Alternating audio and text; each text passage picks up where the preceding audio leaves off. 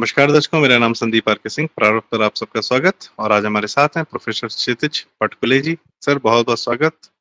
नमस्कार। नमस्ते। सर, प्रारंभ पर आपसे बात करते बहुत अच्छा लग रहा है, क्योंकि मैं दर्शकों से जरा क्षितिज सर का परिचय दे दूं। आप जो हैं भारतीय संस्कृति और इंडियन नॉलेज सिस्टम्स पर और उसके हेरिटेज पर, भारतीय सनातनी हेरिटेज पर बहुत ज्यादा काम करते हैं। और साथ में ही Bhishma school of Indian knowledge system भी रन करते हैं सर। उसकी डिटेल्स हम ऑफ कोर्स आपके साथ डिस्क्रिप्शन में शेयर करेंगे। It's a very amazing thing to know कि भारतीय ज्ञान परंपरा क्या रही है और हमारे सनातन के क्या क्या हेरिटेज है जो हमको आज तक पता नहीं था, जो ढूंढ ढूंढ कर खोज खोज कर सर के माध्यम से हम तक पहुंच रहा है। सर आज हमारे साथ पुणे से जुड़े हैं और सर बहुत सारे टूर्स और इस तरीके के यात्राएं भी, नॉट टूर, हम टूर तो नहीं कहेंगे उसको, यात्राएं भी ऑर्गेनाइज करते हैं, जिसमें उन भी जैसे भारत में क्या होता है कि हम जब तीर्थ यात्राओं की बात करते हैं तो हमको किस अपने गिने चुने द्वारका, बद्रीनाथ, केदारनाथ, रामेश्वरम और हमारे दक्षिण के कुछ मंदिर हैं, फिर कैलाश टेम्पल है महाराष्ट्र में, फिर हम सिद्धि विनायक जाते हैं और इस तरीके से करते हुए नागपुर में श्री लक्ष्मी मंदिर है। तो हम अलग अलग जगहों पर, बिहार में बैजनाथ धाम, हम तीर्थ यात्राओं के नाम पर यही देखते हैं। पर भारत हमेशा से विश्व भर में फैला था। तो सर के माध्यम से आप भारत की आज की ज्योग्राफी से भी बाहर निकलकर, जब भारत दुनिया भर में उसकी सनातन की जो है पहुंच थी, तो वहां पर जो तीर्थ है सर, उसकी भी यात्राएं ऑर्गेनाइज कराते हैं, जनता को बताते हैं कि भाई आपके तीर्थ, आपकी हेरिटेज, आपका झंडा दुनिया में हर जगह गड़ा हुआ है, चल के देखिए तो सही। तो सर, सबसे पहले मैं आपका स्वागत करता हूं और मैं आपसे जानना चाहूंगा सर, थोड़ा सा इंडियन नॉलेज सिस्टम के बारे में आप बताएं कि यह क्या कार्य आप कर रहे हैं और कितना जरूरी है कार्य सर। बहुत बहुत धन्यवाद संदीप जी। आज प्रारब्ध के ऊपर ये मेरा पहली मुलाकात हो रही है, मुझे बहुत खुशी हो रही है। भारतीय ज्ञान परंपरा यह एक अद्भुत और विलक्षण ऐसी हमारी धरोहर है। यह कल कल छल छल करती, क्या कहती गंगा की धारा, युग युग से बहता आया यह पुण्य प्रवाह हमारा। पूरे विश्व में यह एकमात्र ऐसी सभ्यता है जो पता नहीं कितने हजारों लाखों वर्षों से सिर्फ जीवित नहीं है, प्रवाहित है, नित्य नूतन। कई बार सनातन का मतलब हम किसी गलत अर्थ से लेते, लेकिन सनातन का मतलब है जो नित्य नूतन है, जीवित है, प्रवाहित है, काल के कराल ओग में जो कभी नष्ट नहीं हुआ है और सतत जीवित रहकर दिशा दिखाने वाला। इस प्रकार का जो ज्ञान है वो सनातन ज्ञान है, सनातन वैदिक हिंदू ज्ञान परंपरा। इस बात के बारे में बात करते हैं। आज पूरे विश्व को हम लोग देख रहे हैं, जो 15वीं सदी से जिस प्रगति की ओर हम लोग देख रहे हैं, उसकी कल्पना कर रहे हैं, वो वेस्टर्न नॉलेज सिस्टम ने पूरे विश्व में एक अद्भुत ऐसा आह्वान, ग्रेट चैलेंज इस तरह से निर्माण किया है कि शायद मनुष्य नाम के प्राणी का अस्तित्व भी खतरे में आ गया है, ऐसा आज हम देखते हैं। वो फिर ग्लोबल वार्मिंग हो या आप पूरे विश्व के अलग अलग देशों की जो इकोनॉमीज ढह रही है उसको आप देखो, और अलग अलग देशों में जो युद्ध चल रहे हैं उसको देखो। जीवन ही आदमी का, इंसान का यहाँ पर अत्यंत असह्य ऐसा हो गया। इस परिस्थिति में भारतीय ज्ञान परंपराओं का अभ्यास करना, उनकी जो एप्लीकेशंस है वो आज की तारीख में रिसर्च करके, उसका अभ्यास करके आज की जीवन पद्धति के लिए उसको उपयुक्त बनाना, इस प्रकार का काम Bhishma school of Indian knowledge system द्वारा किया जाता है। जो ये धरोहर है, विश्व में सबसे, जो एक हम कह सकते कि सबसे अमीर देश था। कोलंबस भी बाहर निकला था भारत को ढूंढने के लिए, वास्को द गामा बाहर निकला था भारत को ढूंढने के लिए। वो भारत के प्रति उनका प्यार था या भारत को सभ्यता सिखाने उसके लिए नहीं निकले थे, वो निकले थे इसीलिए कि भारत विश्व का सबसे समृद्ध इस प्रकार का देश है। यहाँ पे सोने का धुआं निकलता है। इस प्रकार का एक अद्भुत समृद्धि और संपन्नता जिस देश में थी, उस देश के प्रति पूरे विश्व में एक अद्भुत ऐसा आकर्षण था। तो ऐसा क्या हो गया है जो गए 200, 300 और शायद 1000-1200 साल में हम भारतीय संस्कृति, हिंदू संस्कृति की इतनी अवनति हो गई है कि आज हम ऐसा कहा 18वीं सदी के शुरुआत तक, हम कह सकते हैं 19वीं सदी के शुरुआत तक पूरे विश्व का जो जीडीपी था उसमें 29% भारत का शेयर था। और आज भारत की अवस्था ऐसी बन गई कि पूरे विश्व में भारत की स्थिति अत्यंत दयनीय ऐसी होगी। ऐसा क्यों हुआ है? उसका अभ्यास करके, भारतीय ज्ञान परंपराओं का पुनर्जीवन करके, और जो भारत के विशेषतः युवा है उनको 14 विद्या और 64 कलाओं का ज्ञान देके वो पूरे विश्व में पराक्रम कर सके, इस प्रकार से उनको प्रशिक्षित करना, यह Bhishma school of Indian knowledge system का प्रमुख उद्देश्य है। सर, बड़ी अच्छी बात कि कम से कम हमको यह पता हो क्या भविष्य में जो हमें करना है उसके लिए एक मेंटल कॉन्फिडेंस चाहिए, आपको एक सेल्फ कॉन्फिडेंस चाहिए होता है।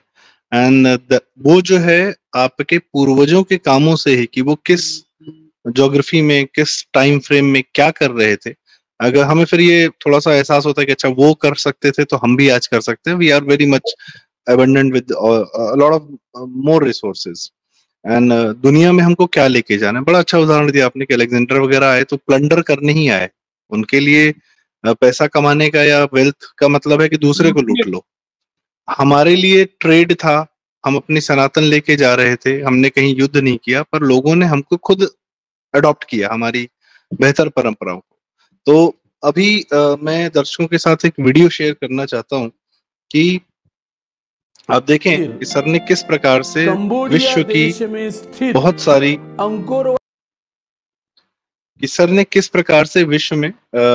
अंकुर वाट एक हमारा जो है बहुत बड़ा स्थान है, विष्णु धाम, विष्णु जी का सबसे बड़ा मंदिर, विश्व का सबसे बड़ा हिंदू मंदिर वो अंकुर वाट में है। अब बताइए, आपके मंदिर, सबसे बड़े मंदिर आज भारत की ज्योग्राफी में नहीं है, किसी और देश में है, लेकिन यह है कि वहां पर उस समय भारत पहुंच चुका था। तो जब इतने साल पहले आप वहां अपना झंडा गाड़ चुके हैं तो वापस क्यों नहीं कर सकते, और जबकि इस समय विश्व को इसकी बड़ी आवश्यकता है। तो जरा सा वीडियो आपके साथ शेयर करूंगा दोस्तों, जरा देखें आप। विश्व का 8वां आश्चर्य, यूनेस्को द्वारा घोषित वर्ल्ड हेरिटेज साइट अर्थात विश्व का सबसे बड़ा मंदिर कंबोडिया देश में स्थित अंकोर वाट विष्णुधाम धर्म यात्रा के बारे में मैं आज आपसे बात करूंगा। नमस्ते, मैं प्रोफेसर क्षितिज पाटुगले अंकोर वाट भारत फाउंडेशन से आप सभी का स्वागत करता हूं। परम पूजनीय स्वामी गोविंद देव गिरी महाराज जो राम जन्मभूमि न्यास के न्यासी है, उनके आशीर्वाद से अंकोर वाट भारत फाउंडेशन ने अंकोर वाट विष्णुधाम धर्म यात्रा का आयोजन किया है। अंकोर वाट यह एक अत्यंत अद्भुत ऐसी अनुभूति है। अंकोर वाट यह विष्णु का धाम है।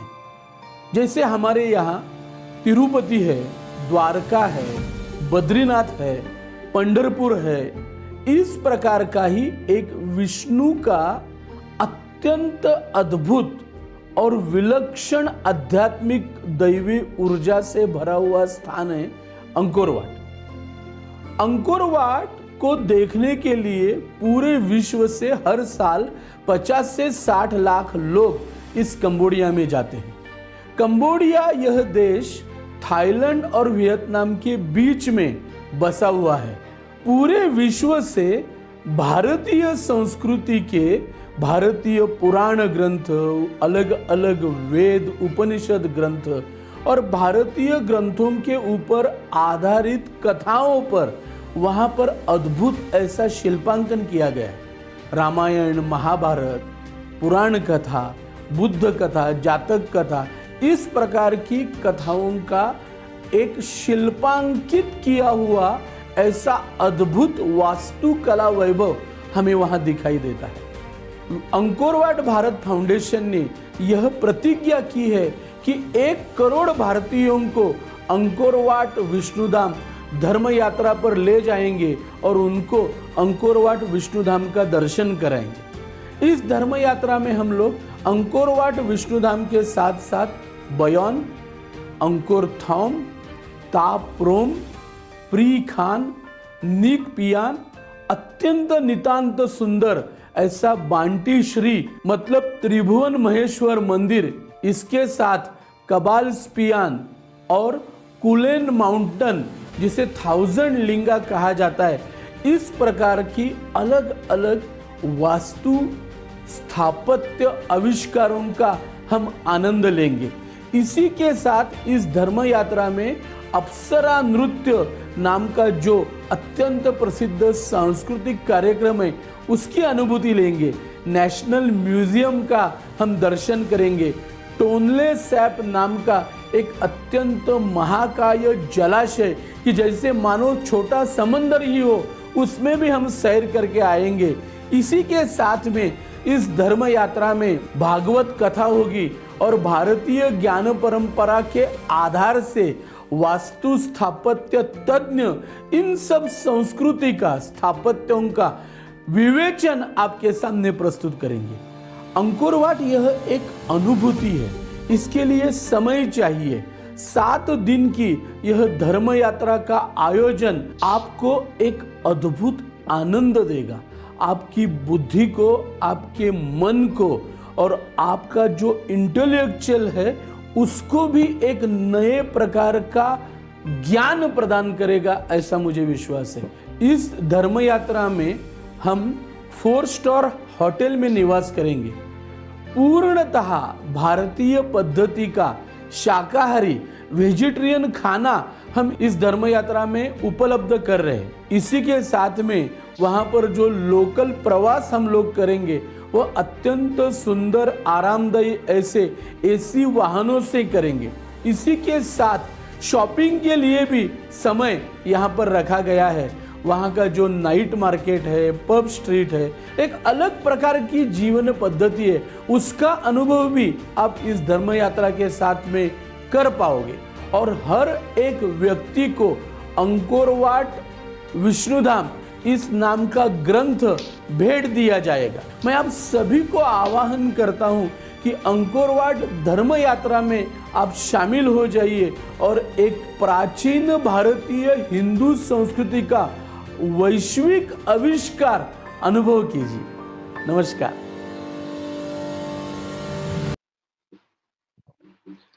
सर, बड़ा अद्भुत रहा ये देखकर कि भारत के बाहर हम जो है इतना सुंदर, ऐसा लग ही नहीं रहा था कि भारत में नहीं है ये। और मुझे लगता है कि ऐसी अद्भुत चीजें जो भारत में भी शायद देखने को नहीं मिली, जो भारत के लिए है, भारत की ही थी। जो आपने एक माउंटेन की बात की, वहां पर 1000 लिंग का जो है जो झरना है और उसमें मतलब पत्थरों पर हजारों लिंग, शिवलिंग स्थापित हैं। और जो जातक कथाओं का चित्रण मैं देख रहा हूँ पत्थरों पर, और जो मैं मतलब इट्स अमेजिंग। आई मीन थोड़ा सा परिचय दीजिए सर, ये कब बना, क्या हुआ, क्या इतिहास है अंकोर वाट का? This is very interesting, amazing. बहुत यह एक कथा ऐसी है कि ईस्वी सन की पहली सदी में जब ईस्वी सन की शुरुआत हो गई, उसके सन 76 इस साल में कौंडिन्य नाम का एक युवक दक्षिण भारत से, शायद तमिलनाडु से, वहां से वो निकला था, उसे दृष्टांत हुआ था। और फिर उस समय के भारतीय जो युवा है वो अत्यंत साहसी थे, उनमें कुछ नया करने की, नया खोजने की बहुत बड़ी आस थी उनके मन में। वही आज हम भी देख रहे हैं। आज भारत पूरे विश्व में सबसे युवा देश है और हमारे युवा अत्यंत उत्साहित है और अत्यंत सक्षम है।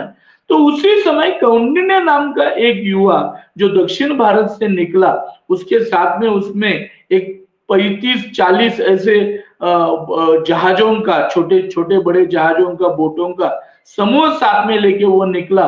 और वो ढूंढता ढूंढता ढूंढता हुआ इस कंबोडिया की भूमि पे, जिसे आज हम कंबोडिया कहते हैं, उस भूमि पे वो जाके पहुंचा। उस समय वहां पर कुछ भी नहीं था। वहां पे जो लोग थे वो सब वो जंगलों में रहने वाले इस प्रकार के लोग थे। तो वहां पर जब ये कौंडिन्य ने प्रवेश किया तब उन लोगों को बहुत विलक्षण ऐसा एक इस प्रकार का आदमी उन्होंने देखा कि जिसने उनके ऊपर हमला नहीं किया। आज तक उनके ऊपर जो भी लोग समुद्र मार्ग से आते थे वो हमला करते थे, उनका नुकसान करते थे, उनकी जान से उन्होंने जो कुछ भी बनाया उससे खेलते थे। लेकिन यह कौंडिन्य नाम का युवा है, वो वहां पे गया, वो उनके साथ में घुल मिल गया और उनको उन्होंने एक अद्भुत ऐसी सनातन भारतीय हिंदू संस्कृति का परिचय दिया और इसी कारण वहां से सभ्यता शुरू हो गई। उसे हम फिर कंबुज देश इस नाम से जानने लगे।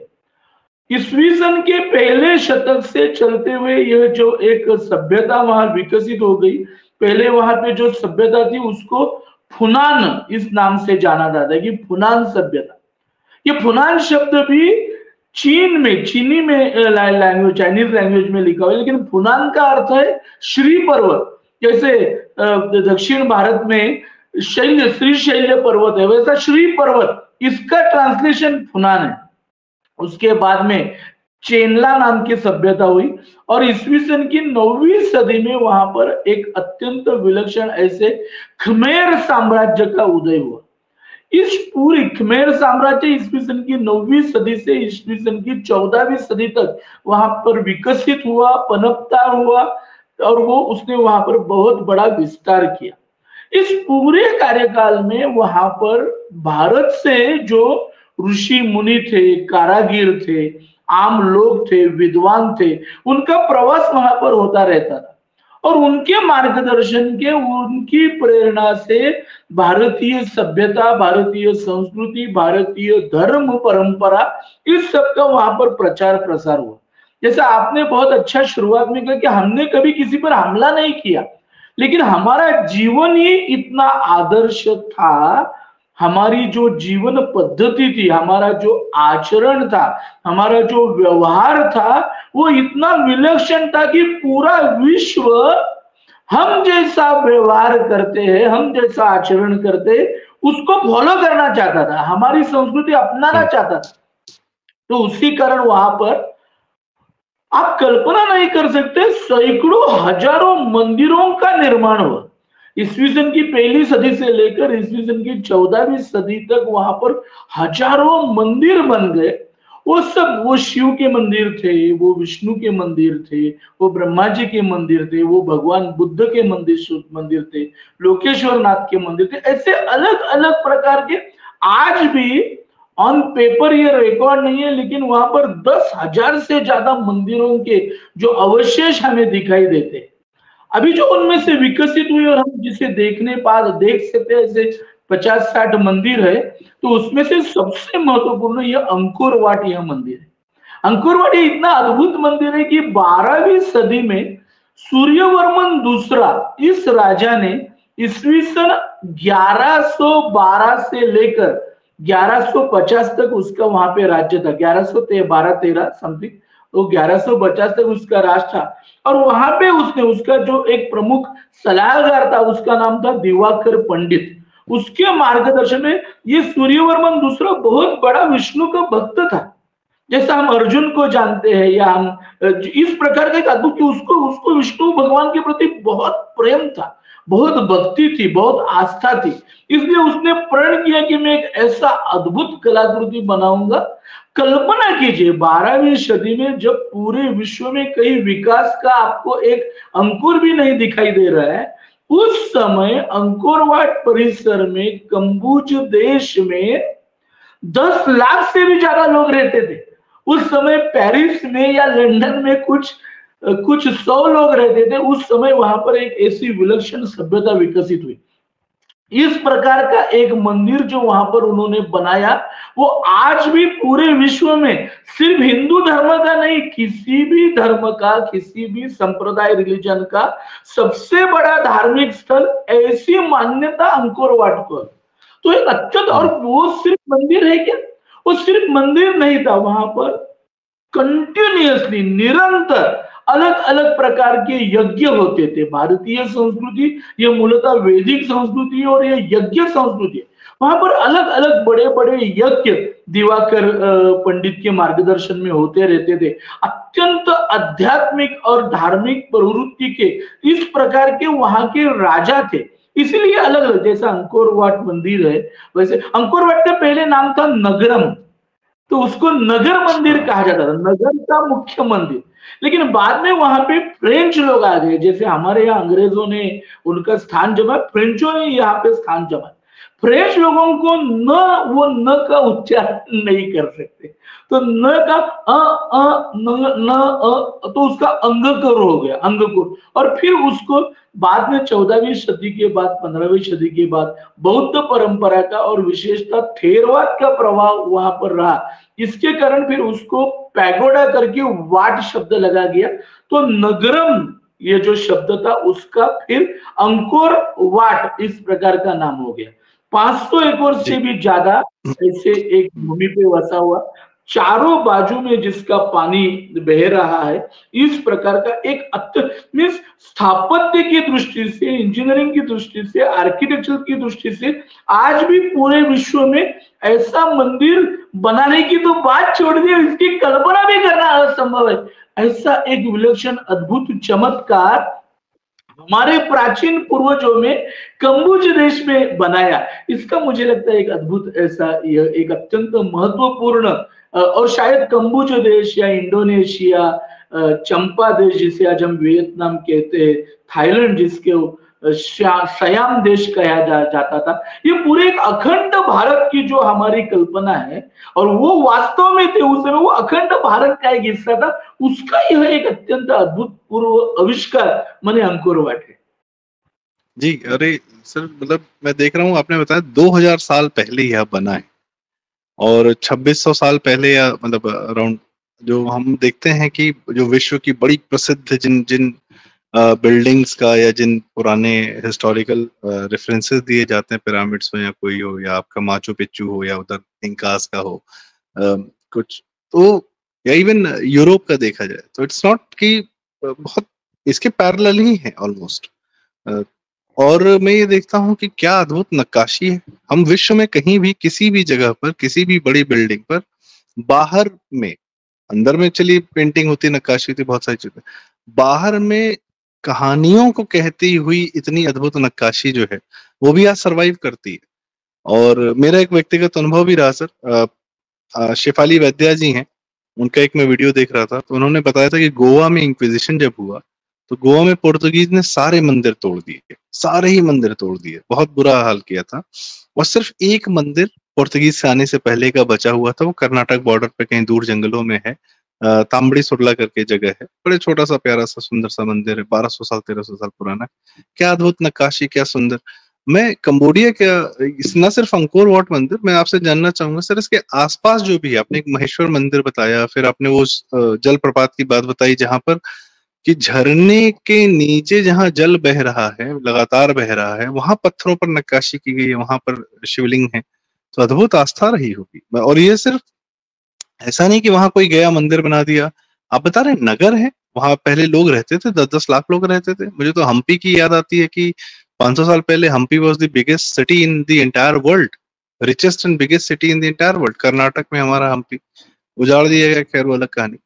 तो सर जरा सा और बताएं, ये कंबोडिया में आखिर मतलब ये it was a trade centre, it must be a very amazing human habitation, बड़े कायदे से जनता रहती होगी।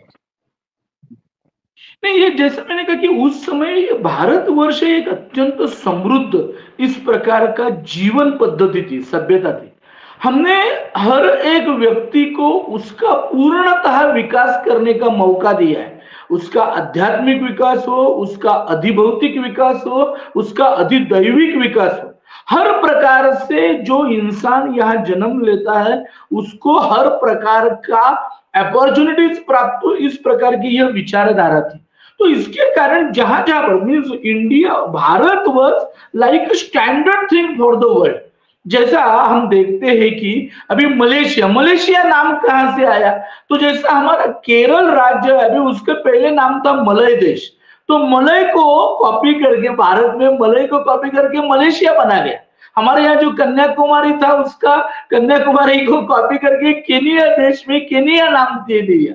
हमारा जो मुंबई पहले का नाम था उसको कॉपी करके केनिया में मुंबासा नाम का एयरपोर्ट बना दिया, मुंबासा नाम का पोर्ट बना दिया। तो इस प्रकार से अगर जब हम देखते हैं तो हमको ये याद में आता है कि पूरे विश्व में भारतीय संस्कृति, भारतीय जीवन पद्धति का लोग आचरण करते थे। वैसे कंबोज देश में हुआ, वो पूरे साउथ ईस्ट जो देश है, जो आज हम अलग अलग उनको देख रहे हैं, वो पूरे भारतीय जीवन पद्धति के प्रचार से और उसके व्यवहार से प्रभावित थे। तो उन्होंने क्या किया, जैसे जैसे भारत में दक्षिण भारत में जैसे मंदिर बनाते थे, उत्तर भारत में भी बहुत सारे मंदिर थे, लेकिन उनका दुर्दैव से विनाश हो गया इन लोगों ने, जिन लोगों ने, इन्वेडर्स ने। मुझे बहुत दुख इस बात का होता है कि उन्होंने मंदिरों का विनाश किया, मानवों का भयंकर संहार किया, और उसके साथ साथ में हमारी जो स्क्रिप्ट्स थे, हमारी जो विद्वत परंपरा थी, उसका उन्होंने विनाश किया। यह अत्यंत दुखदायी है। खैर, उसी तरह से जैसा भारत में विकास हुआ था, या भारत में जीवन पद्धति इतनी हम ऐसा कह सकते कि इतने उच्चतम लेवल पे गई थी, उसी तरह सभी देशों में हुआ था। तो ये अंकोर वाट में, मैंने कंबोज देश में उस समय लोगों ने बहुत सारी प्रगति की थी। वहां की जीवन पद्धति में रोज लोग, आम आदमी भी वहां पर जब खाना खाता था वो चांदी के बर्तन यूज करता था, या जब कभी भी राजा को या परमेश्वर भगवान के मंदिर में जाता है तो सोने के आभूषण, सोने की वस्तु वो उनको अर्पण करता था। तो इसी कारण वहां पर जीवन के जो अत्युच्च उद्देश्य है उनको शिल्पांकित करने की एक परंपरा विकसित होगी, जैसे दक्षिण भारत में हम देखते हैं। तो उसी तरह वहां पे अंकोर वाट के साथ साथ अंकोर थाम एक जयवर्मन 7वां इस नाम के राजा ने उस समय, उसका जो जीवन था वो सूर्यवर्मन दूसरे के बाद में आया था, तो उसका भी जीवन अराउंड 60 इयर्स का था। तो उसने भी उस समय कम से कम 100 से ज्यादा मंदिर बनाए, या जो थोड़े बहुत मंदिर आधे वगैरह बनाए गए थे उसको उन्होंने पूरा कर दिया। तो उसमें ये अंकोर वाट, उसमें फिनाम के केस नाम का एक मंदिर है, वो मंदिर उन्होंने बनाया, तापरोम बनाया। तो ये अलग अलग प्रकार की, मीन्स वहां पे जैसे होड़ लग गई थी कि हम कितना, आप अच्छा बनाओ, आपसे अच्छा मंदिर मैं बनाऊंगा, मैं अच्छा मंदिर बनाऊंगा, दूसरा मेरा भाई उससे अच्छा मंदिर बनाएगा। उसी प्रकार से ये अलग अलग प्रकार के मंदिर बन गए। ये बयोन नाम का जो मंदिर है, जो जयवर्मन 7वां इस राजा का नगर मंदिर था। जैसे दूसरे सूर्यवर्मन का नगर मंदिर अंकोर वाट था, वैसे बयोन, जिसको अंकोर थाम कहा जाता है, वो परिसर को अंकोर थाम कहा जाता है, तो वो मंदिर 7वां जयवर्मन राजा का नगर मंदिर था। और उसने अपने पिताजी के और अपने माताजी के स्मरण में तापरोम और तापरोम और प्रीखा इस नाम के मंदिर बनाए। इसी समय, इसी सिलसिले में एक और अत्यंत अद्भुत ऐसा मंदिर बनाया था, वो मंदिर का नाम है बांटी श्री। उसको आज बांटी श्री के नाम से जाना जाता है, लेकिन वो असल में भगवान शंकर का त्रिभुवन महेश्वर ऐसा मंदिर था। और आपको ये सुनकर आश्चर्य होगा, इस पर अभी बहुत संशोधन करने की जरूरत है। जैसे तक्षशिला, नालंदा और जैसे शारदा पीठ या वाराणसी, काशी जिसको हम कहते हैं, उसी प्रकार से एक विलक्षण ऐसी यूनिवर्सिटी, एक विद्यापीठ वहां पर चल रहा था, और वो भी कम से कम 500 से 600 साल तक वहां पर जीवित था। वहां पर भी त्रिभुवन महेश्वर मंदिर का भी, वो नगर के एकदम मध्य में यह मंदिर था, और उसके बाजू में सब लोग रहते थे, सब लोग वहां पे काम धाम उनका करते थे। तो वो एक कल्पना उसकी ऐसी कि ये जो मंदिर बनाया है त्रिभुवन महेश्वर, ये किसी राजा ने नहीं बनाया, तो वहां के एक ब्राह्मण पंडित ने, जो ज्ञानी था, उसने यह मंदिर बनाया, और वहां पर हजारों लोग रोज आते थे, रहते थे।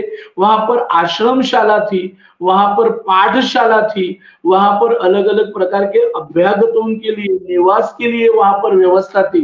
एक अत्यंत सुंदर और अद्भुत वर्णन उसका किया गया है कि वहां की जो रोज की सुबह होती थी वो ऐसे वेद मंत्रों से और अलग अलग मंत्रों से उसकी शुरुआत होती थी, सुबह 4 बजे से लेकर, और फिर वो वहां पे अलग अलग प्रकार के होम हवन यज्ञ याग होते थे, और उसका जो एक ध्वनि, वो मंत्रों का ध्वनि, और वहां पर यज्ञ में जो यज्ञ सामग्री इस्तेमाल करते थे उसकी जो गंध थी वो पूरे उस परिसर में इस प्रकार से छाई रहती थी कि अद्भुत प्रकार का जीवन वहां का हर एक आदमी उसका अनुभव कर सकता था। ये बांटीश्री मंदिर है, उसके अभी जो अवशेष है वो इतने अद्भुत और सुंदर है कि उनके जो मंदिरों के ऊपर जो शिल्पांकन है उसमें आप देख सकते कि कैसे वाली का वध हुआ और फिर तो तारा विलाप उसका शिल्पांकन है। उसके साथ साथ रामायण की कथा का, अलग अलग प्रकार की, हाँ जी, रामायण की कथा का, हाँ रामायण की कथा है, महाभारत की कथा है। वहां पे जो खांडवहन दहन, हम जानते हैं कि उस खांडवन अग्नि को संतुष्ट करने के लिए अर्जुन ने श्री कृष्ण, भगवान श्री कृष्ण के मार्गदर्शन में खांडवहन दहन किया और फिर उसको वो गांडीव धनुष और अक्षय इंद्रप्रस्थ, माता अग्नि में दिया था। तो उसका चित्रांकन है ये, और वो अभी भी आज वहां पे उसके अभी अवशेष है, ध्वस्त हो गए, लेकिन फिर भी वो वहां की जो नक्काशी है वो इतनी सुंदर है कि उसको देखने के लिए पूरे विश्व से लोग वहां पे आ जाते हैं। तो वहां ये त्रिभुवन महेश्वर ये भी एक अत्यंत अद्भुत मंदिर है। उसी तरह से कपाल स्पियान और 1000 लिंगा जिसको हम कहते हैं, सहस्त्र लिंग, तो वहां जंगल में रहने वाले जो लोग थे, ऋषि मुनि थे, उन्होंने हम कल्पना नहीं कर सकते कि एक नदी के, उसको उस नदी का नाम भी सियाम रिप है, तो सियाम रिप नदी के पात्र में अलग अलग पत्थरों के ऊपर ऐसे फिर भगवान शेषशायी विष्णु के, ब्रह्मदेव के, भगवान शंकर के ऐसे अलग अलग शिल्प इन लोगों ने तैयार थे। और उनकी कल्पना ये थी कि वहां कपाल स्पियान में जो नदी का प्रवाह है उसके ऊपर से बहता हुआ जो पानी है वो बहकर फिर गांव में जाएगा और पूरे उनके प्रदेश में बहेगा, तो वो एक तीर्थ की तरह रहेगा। तो विष्णु पद तीर्थ, ऐसी एक अद्भुत कल्पना है कि वो पानी, वो शेषशायी विष्णु के पद के ऊपर से जाके फिर सभी जगह, तो हम जो पानी पीते हैं या पानी का व्यवहार करते हैं तो वो जैसे मानो विष्णु का पदों का तीर्थ है, विष्णु के चरणों का तीर्थ है।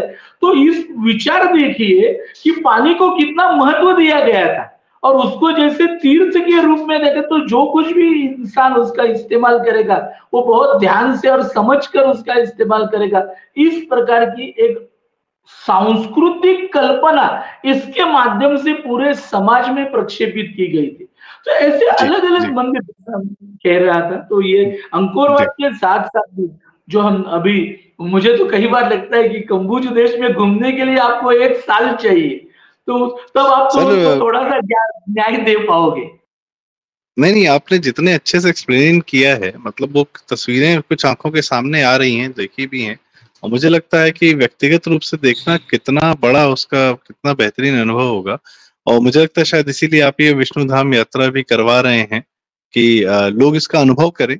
और मुझे लग ही नहीं रहा था कि आप भारत से बाहर की बात कर रहे हैं। मुझे लग रहा था कि हम लोग की सोचिए क्या सोच छोटी कर दी गई है, हमारी ज्योग्राफी छोटे करते करते, कि हम अब उसको अपना भारत का पार्ट नहीं मानते, जबकि वो सब कुछ भारत का है, सनातन का है, संस्कृति का है, और बिना किसी पर जोर जबरदस्ती किए हुए है, बिना किसी का तोड़े हुए है, कुछ निर्माण करके हम अपना प्रयास कर रहे हैं, बिना किसी की संस्कृति को तोड़े हुए या उसको बर्बाद किए हुए, जो कि वेस्टर्न थॉट्स हमारे अब्राहमिक रिलीजन्स के आते हैं।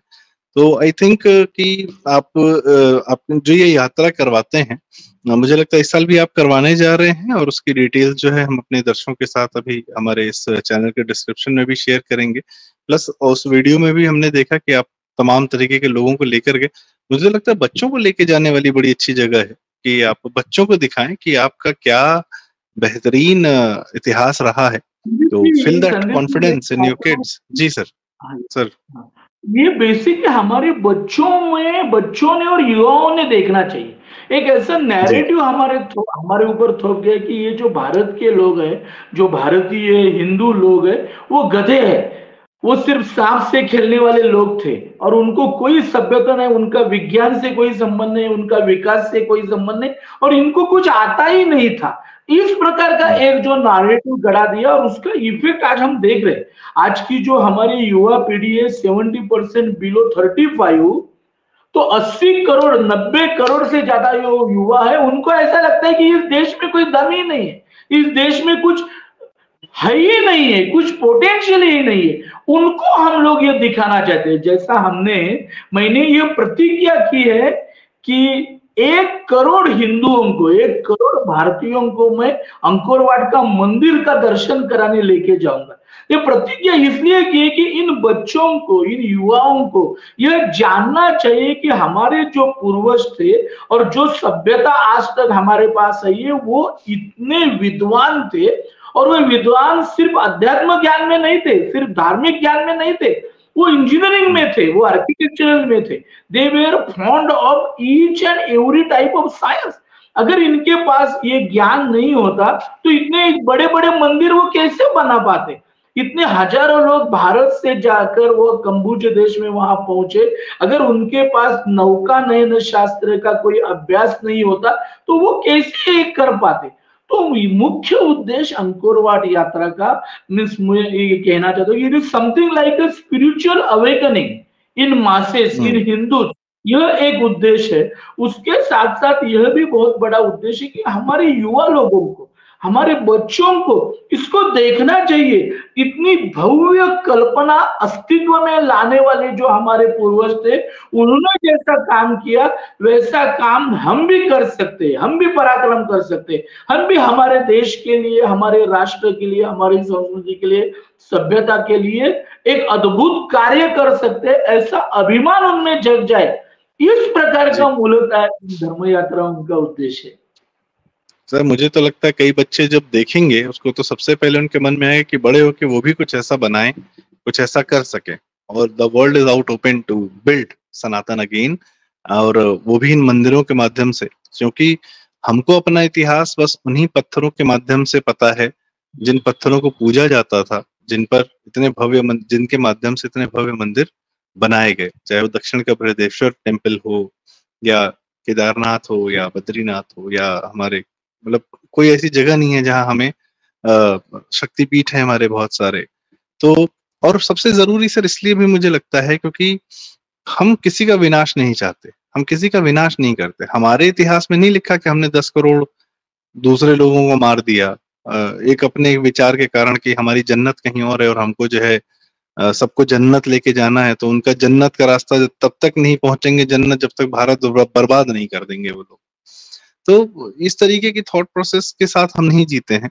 हम सबको हमेशा से सबका बेहतर चाहते हुए, विन विन सिचुएशन करते हुए, तो ये सनातन, हाँ ये हाँ हम तो सर अभी हमारे हवन पूजा होती है, हम सबका कहते हैं भाई विश्व का कल्याण हो, प्राणियों का कल्याण हो, जानवरों का, सबका कल्याण हो। तो हमारी तो वो थॉट प्रोसेस है, बचपन से बच्चों को भी यही सिखाया जाता है। And I think that is what the world needs right now. And उसके लिए सबसे पहले अपने इतिहास को थोड़ा अपनी आंखों से देखने की आवश्यकता है।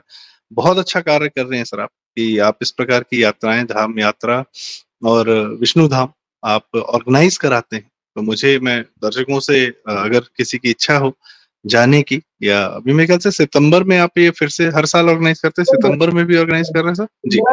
तो ये हम लोग इस यात्रा का आयोजन कर रहे हैं। बहुत बढ़िया सर। और मैं इसकी डिटेल्स जो है अपने इस वीडियो के डिस्क्रिप्शन में जरूर शेयर करूंगा, आपके कॉन्टैक्ट्स भी जरूर शेयर कर दूंगा। हमारे दर्शकों को जिसकी इच्छा हो बिल्कुल अपने परिवार को लेकर जाएं, देखें, विश्व में अपने आप खुद को तलाशें, खुद को देखें, बहुत आवश्यक है। कभी कभार मन जो है हल्का हो जाता है, दुखी हो जाता है। की जो धरती है, कंबुज देश की धरती है, या अंकोरवाट मंदिर के जो वो शिल्पांकित किए हुए देवता और अप्सरा है, वो भारतीयों को पुकार रहे, हिंदियों को पुकार रहे कि आइए सर वहां देखेंगे फिर यहाँ बनाएंगे।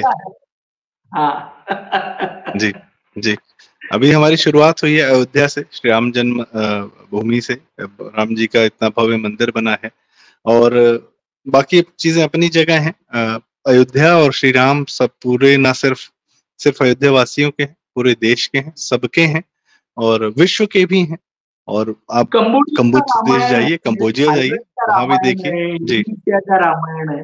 तो प्रभु राम तो सब, प्रभु राम माने प्रभु विष्णु भगवान सभी जगह फैले हुए हैं। राम सबके हैं, शिव सबके हैं, तो सबके ही हैं और हमको हर जगह जाकर देखना चाहिए। मैं तो sir I am very interested in seeing this Kailash temple आपके अजंता एलोरा के पास में, कि पहाड़ काटकर एक मंदिर बनाया गया है। एकमात्र विश्व का स्ट्रक्चर है जो ऊपर से नीचे आता है, नीचे से ऊपर नहीं बना। तो अद्भुत हमने कार्य कर रखे हैं ऑलरेडी, तो हमें देखना बड़ा आवश्यक है, ताकि देखें, अपना कॉन्फिडेंस जगाएं कि हमारे पूर्वजों ने किया, हम भी कर सकते हैं। और अपने उज्जवल भविष्य के लिए एक बार इतिहास को देखना बड़ा जरूरी है। और इतिहास तो हम वी आर भाग्यशाली, हम बहुत भाग्यशाली हैं जो हमारे ऐसे अद्भुत पूर्वज हुए, जिन्होंने इतिहास को इतने अच्छे रूप में हमको सौंप कर चले गए कि 1000 साल, 2000 साल, 3000 साल बाद भी आज न सिर्फ पत्थरों में हम जिंदा हैं, हम जीवन में भी जिंदा हैं, सनातन जीवित है। दोनों का बहुत कुछ लोग हैं, मिस्र के पिरामिड्स हैं या बाकी जगह, वो सिर्फ पत्थरों में जिंदा हैं, वो जीवन में जिंदा नहीं है। एकमात्र कॉम्बिनेशन हमारा है सनातन का, कि हमारे कार्य भी जीवित हैं, मंदिर भी जीवित हैं और आज हम भी जीवित हैं। तो बहुत सौभाग्यशाली है। और सर बहुत बहुत धन्यवाद, आपने इंट्रोड्यूस करा रहे हैं आप दुनिया को जिसको पता नहीं है। मुझे तो याद है एनसीईआरटी की बुक्स में छोटा सा एक बस पैरा होता था अंकोर वाट मंदिर, पर इतना भव्य है, इतना बेहतरीन है, और बाकी सब बहुत फीके पड़ जाते हैं इन मंदिरों के सामने। आप मंदिर देखें। तो दर्शकों से ये रिक्वेस्ट कि अगर इच्छा हो तो आप संपर्क कर सकते हैं प्रोफेसर क्षितिज सर से। और आज तो अंकोर वाट की बात हुई है सर, मैं चाहूंगा कि आप हमारे चैनल पर दोबारा हमें समय दें और इंडियन नॉलेज सिस्टम्स पर हम जरूर बात करें, क्योंकि बड़ी आवश्यकता है सर अपने इतिहास को, अपने नॉलेज सिस्टम्स को, अपने ज्ञान को, परंपरा को वापस रिविजिट करने की, जानने की कि हमारे पास क्या कुछ था।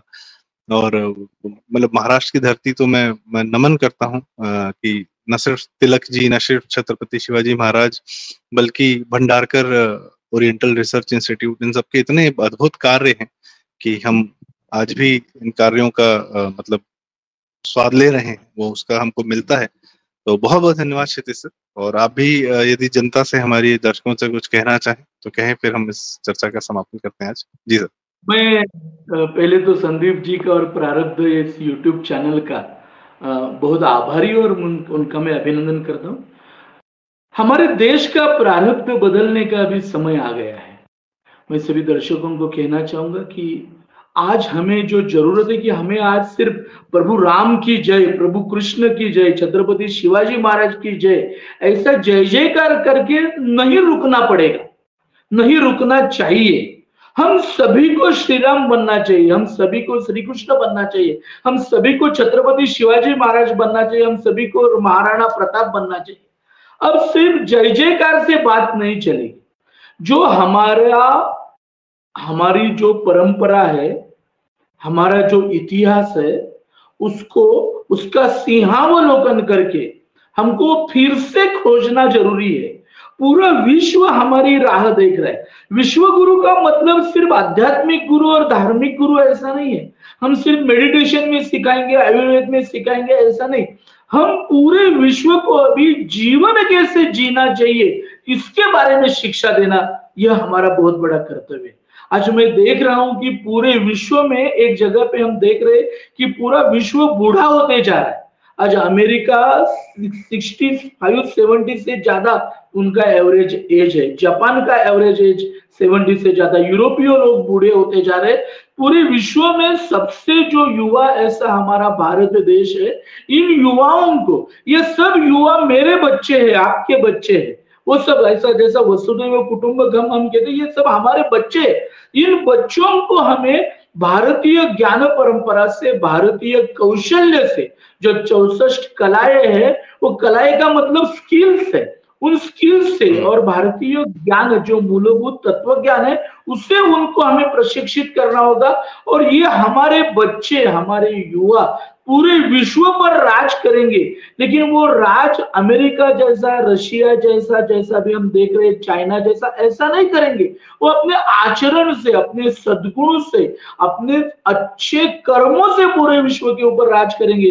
लेकिन इन बच्चों को, इन युवाओं को प्रशिक्षित करना, उनको ज्ञान देना, उनको आत्मीयता से, प्यार से उनको समझाना, उनके अंदर जो सिंह है, उनके अंदर जो शेर सोया हुआ है, उसको जगाना पड़ेगा। और यही मेरा आपका, मुझे लगता है आज के समय में हमारा जो धर्म है और हमारा जो जीवन कार्य है, वो कार्य यही होना चाहिए कि हमारे युवाओं को, हमारे बच्चों को हम भारतीय ज्ञान परंपरा से प्रशिक्षित करें, उनको प्रेरित करें, उनमें अदम्य उत्साह भर दे, उनमें अदम्य आत्मबल भर दे, उनकी ताकत बढ़ा दे।